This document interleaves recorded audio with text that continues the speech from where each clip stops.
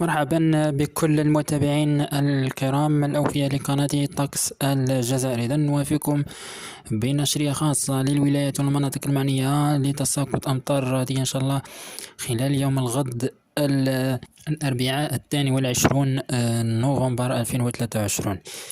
إذن من الولايات الشرقية كالكل، يعني الساحلية والداخلية إن شاء الله، كولاية سكهراس، سنطينة وسكيكدا وعنابة، سطيف، باتنا وخنشلة كذلك، وميلا، أم البواكي، كذلك المناطق الوسطى كميات معتبرة على كجزر العاصمة، البليدة، بوش بوريريج، وكذلك بعض المناطق الغربية إن شاء الله كولاية ديارت بأمطار راح تكون إن شاء الله، إذن بكميات معتبرة إن شاء الله ورعدية.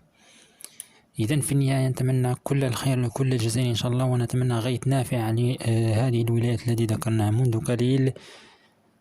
وفي النهاية كل العلم لله وحده، والسلام عليكم ورحمة الله وبركاته.